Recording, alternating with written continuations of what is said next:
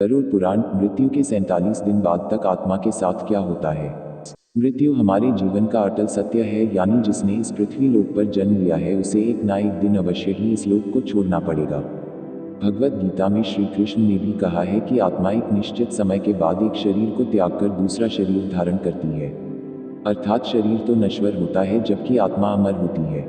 मित्रों, अब आप ये सोच रहे होंगे कि अगर आत्मा अमर है तो किसी की मृत्यु या फिर शरीर के नष्ट हो जाने के बाद आत्मा का क्या होता है?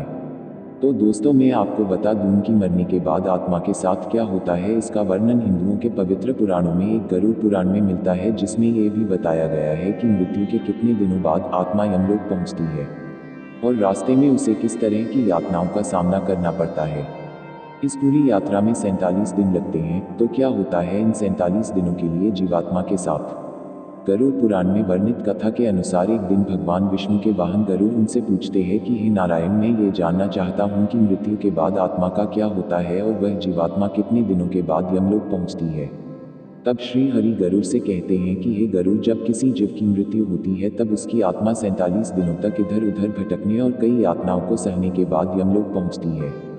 आगे वो कहते हैं कि जब भी किसी जीव की मृत्यु नज़दीक होती है तो सबसे पहले उसकी आवाज़ जाती है और जब अंतिम समय आता है तो मरने वाले व्यक्ति को कुछ समय के लिए दिव्य दृष्टि मिलती है।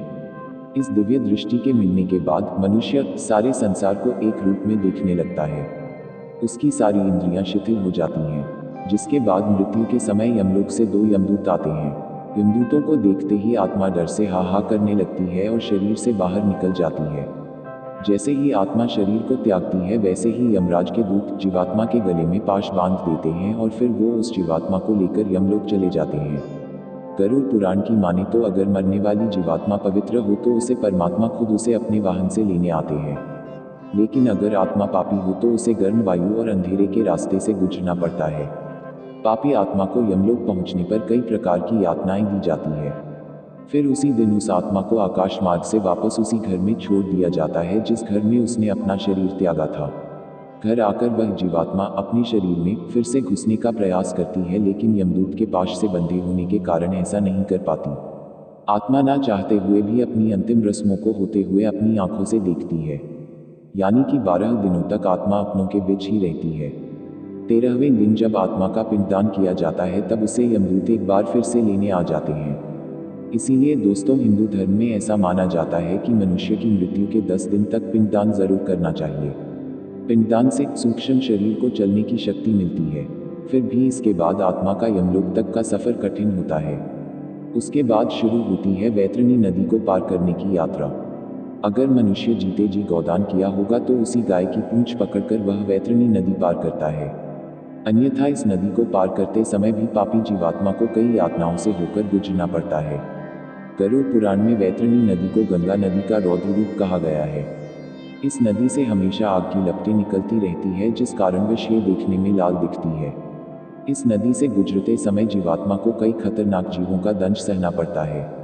इस नदी से गुजरते समय आत्मा को ऐसा महसूस हो रहा होता है माना जैसे कि कोई उसे इसमें डुबोना चाह रहे हो।